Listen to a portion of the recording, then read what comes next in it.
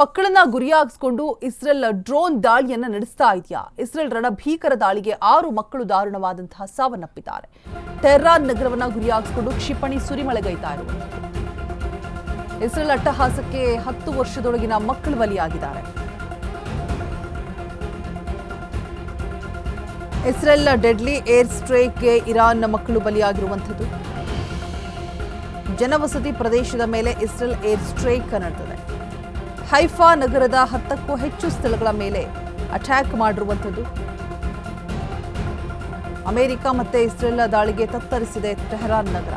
ಬೃಹತ್ ಬಿಲ್ಡಿಂಗ್ ಮತ್ತೆ ಸಣ್ಣ ಪುಟ್ಟ ಅಂಗಡಿಗಳು ಕೂಡ ಧ್ವಂಸವಾಗಿದೆ.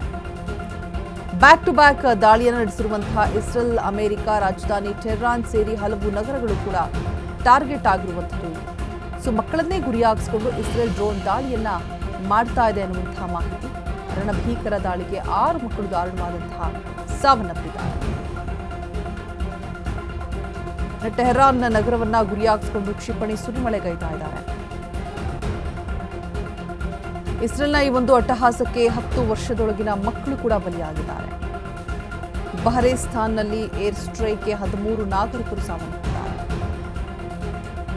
ಜನವಸತಿ ಪ್ರದೇಶದ ಮೇಲೂ ಕೂಡ ಇಸ್ರೇಲ್ ಏರ್ ಸ್ಟ್ರೈಕ್ ಅನ್ನು ನಡೆಸಿರುವಂಥದ್ದು. ಹೈಫಾ ನಗರದ 10ಕ್ಕೂ ಹೆಚ್ಚು ಸ್ಥಳಗಳ ಮೇಲೆ ಅಟ್ಯಾಕ್ ಮಾಡಲಾಗಿದೆ. ಅಮೆರಿಕ ಮತ್ತೆ ಇಸ್ರೇಲ್ ದಾಳಿಗೆ ಟೆಹರಾನ್ ನಗರ ಕಂಪ್ಲೀಟ್ ಆಗಿ ನಾಶವಾಗಿ ಹೋಗಿದೆ. ನೋಡ್ತಾ ಇರಬಹುದು ಬೃಹತ್ ಕಟ್ಟಡಗಳ ಮೇಲೆ ಕ್ಷಿಪಣಿ ದಾಳಿಗಳು ನಡೀತಾ ಇರುವಂತಹ ದೃಶ್ಯಗಳು.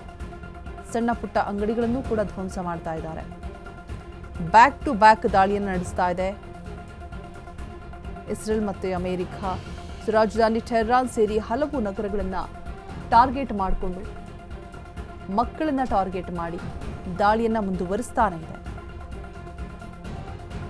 ಈಗ ಇಸ್ರೇಲ್ ಡೆಡ್ಲಿ ಏರ್ ಸ್ಟ್ರೈಕ್ಗೆ ಇರಾನ್ ಮಕ್ಕಳು ಬಲಿಯಾಗಿದ್ದಾರೆ.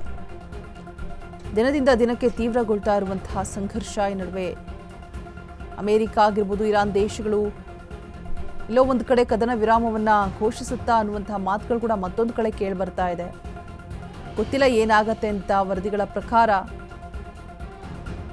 ಯುದ್ಧ ಪರಿಸ್ಥಿತಿಯನ್ನ ತಾತ್ಕಾಲಿಕವಾಗಿ ನಿಲ್ಲಿಸಬೇಕು,